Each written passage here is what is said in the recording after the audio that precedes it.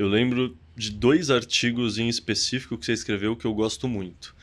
O primeiro é aquele sobre o momento que te deu uma epifania e você olhou ao redor e você percebeu que ninguém entendia sobre o Bitcoin e você entendia e que isso era uma questão de tempo até todo mundo ser obrigado a entender e que, portanto, você era pré-rico.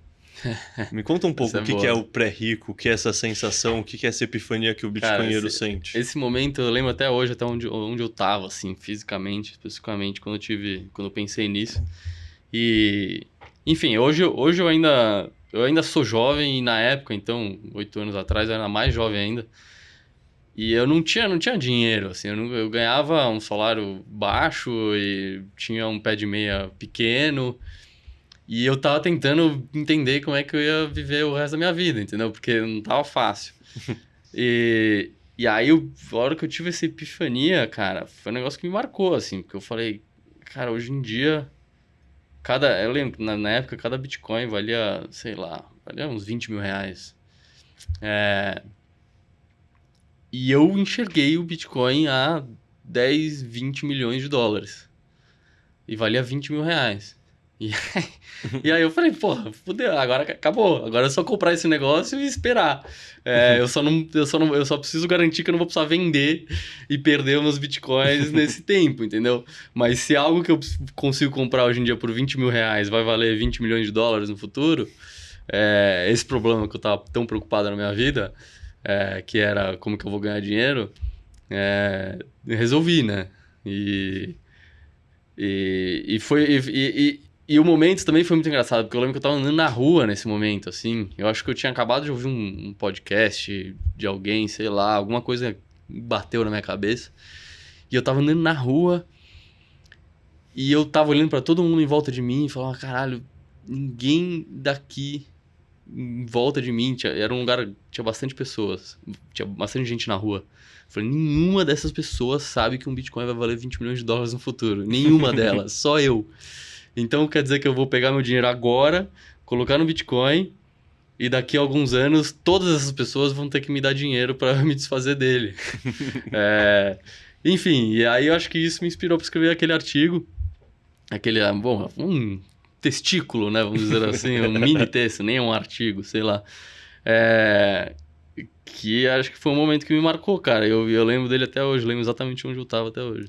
E é engraçado que, assim, não sei você, mas pra mim, essa epifania, ela não foi única, ela aconteceu recorrentemente, assim. Eu lembro disso acontecer comigo em 2020, lembro disso acontecer comigo de novo em 2021. Eu lembro, inclusive, ano passado, sabe? Eu lembro que eu tava viajando com minha família e terminando de ouvir um podcast, sabe? Esse senso de admiração, sense of awe, que você fica, sabe? Tipo, É, encantado, assim, de encantamento. Eu é, lembro disso acontecer várias vezes comigo na minha trajetória com o Bitcoin. Não é uma ou duas, assim. é. Acho que isso, sei lá, acho que isso é uma experiência comum entre nós Bitcoiners, né? Eu acho que é uma experiência comum entre vários, não só no Bitcoin, mas eu acho que em vários temas na vida das pessoas e talvez na história também, que as pessoas entenderam algo grandioso, algo muito significante na vida delas. Eu acho que existe essa sensação de que parece que você foi iluminado naquele momento ali. Uhum. Parece que vieram os anjos, fizeram, sabe, abriu o céu na sua cabeça, sabe? É, eu acho que esse é um fenômeno que acontece com outros temas também, não só Bitcoin. Mas com o Bitcoin, você conversa com todo mundo que é obcecado com Bitcoin, teve esse momento. E porque o Bitcoin realmente é tão revolucionário a esse ponto. O que me leva ao segundo artigo, o segundo testículo que eu lembro que você escreveu, que no fundo era citando, não lembro se é Cortez, não lembro qual explorador, toda aquela história de queimamos os barcos, não tem retorno e é por isso que a gente vai ganhar. Fala um É. pouco sobre essa sensação também que nós Bitcoiners compartilhamos. Essa sensação, cara, é curioso. É curioso também, porque todo mundo tem um pouco disso, né? Todo mundo, em algum momento, quando começa a entender o Bitcoin, coloca lá seus 5%. Aí começa a ser puxado ali pela essa força que te leva pro Bitcoin cada vez mais fundo. Aí você começa a estudar mais, começa a estudar mais. Aí coloca, não é mais 5, agora é 10. Agora é 20. Aí tem um momento que você chega e fala, Isso aqui faz muito sentido, isso aqui é inevitável, isso aqui é realmente revolucionário. Nenhuma das pessoas à minha volta sabe disso ainda. É mais seguro em muitos sentidos do que qualquer uma dessas aplicações que me vendem, no meu assessor me vende. Eu vou colocar tudo. E eu vou colocar tudo e não vou olhar mais para trás e não vou vender mais. E aí, depois de você colocar todo o seu dinheiro, você ainda começa, não, agora eu vou trabalhar com isso, vou criar um podcast, vou começar a criar uma newsletter. Então, eu acho que também tem muitos de nós que fizeram isso. E eu acho que, às vezes, essa sensação também, às vezes, ela é mais intensificada até no bear market. Porque no bear market você vê aquele seu patrimônio que era X virar 20% de X, e você ainda não vender nada daquelas moedas, é porque realmente, para você, o Bitcoin vai ter que acontecer. Você não vê mais, você não enxerga mais um futuro, um mundo em que o Bitcoin não existe. Você não enxerga mais um futuro que você queira morar, que o Bitcoin não é o ativo mais relevante financeiro do mundo. Eu senti isso, eu passei por 2 bear markets doloridos, e eu senti isso muito, assim, tipo, eu vou vender, vou colocar dinheiro aonde? Vou colocar dinheiro no... Tesouro direto?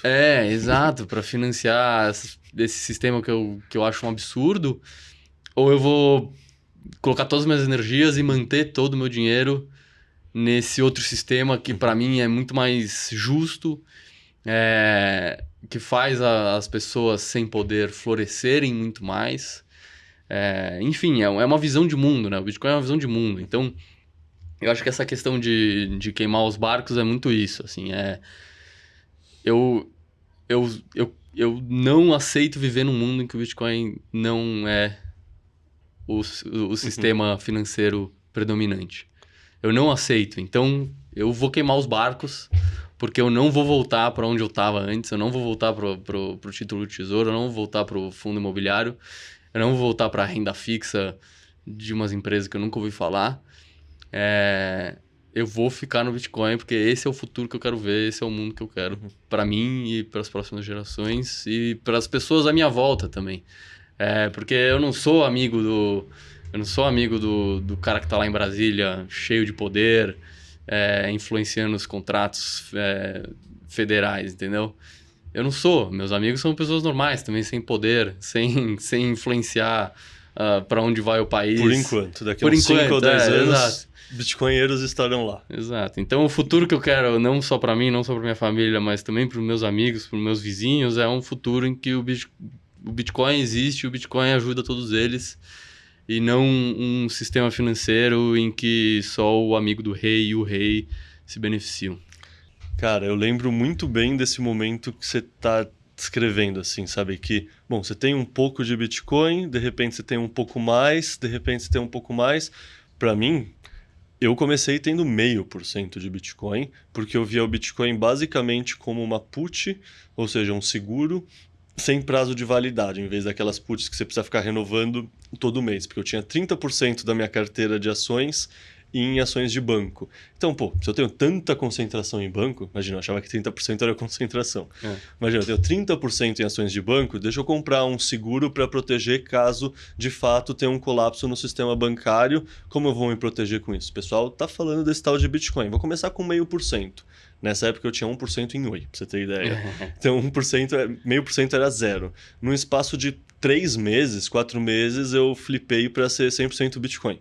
Quer dizer, não é 100% Bitcoin, porque na época eu comprei um pouco de MicroStrategy também, seguindo o pensamento de diversificação de custódia.